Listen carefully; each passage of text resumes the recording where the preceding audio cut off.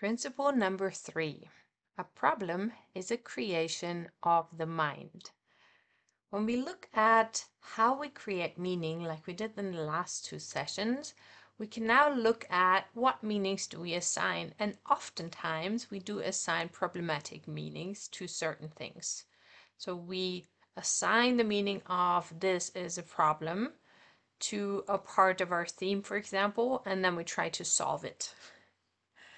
The way this works is with what Pavel calls the thinking mind.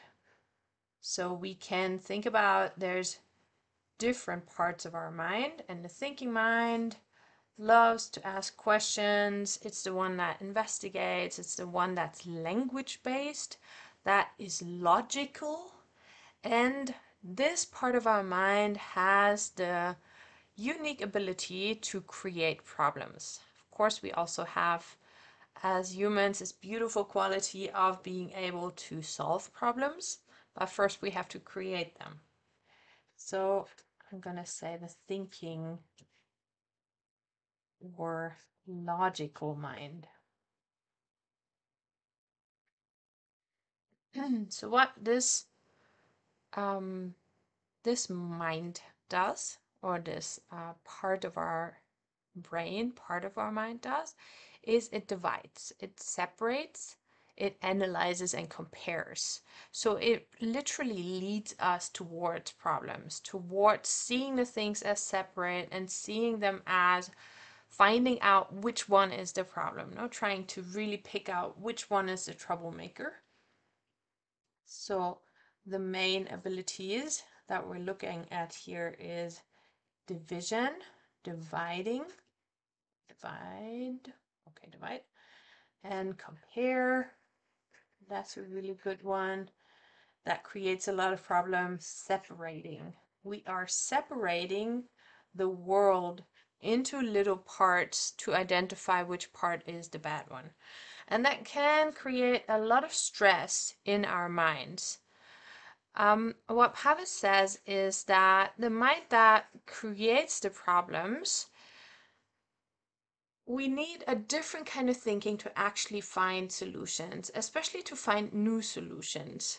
And today, in our world today, we're really facing a lot of situations that need new solutions. So what we do in Neurographica is we activate a different part of our mind that we can call the creative mind. And we do that, of course, with our drawing. So take a pen in my hand, piece of paper, and start looking at the problem or at my theme in a different way. So what we do is we go to a place beyond language, to what I call the creative, or we can also associate it with like the intuitive mind. So that is a different part of our mind. And so what we do in the drawing, what we activate there, is an idea of connection instead of division. We have all the different elements that we bring into a drawing are connected into one whole.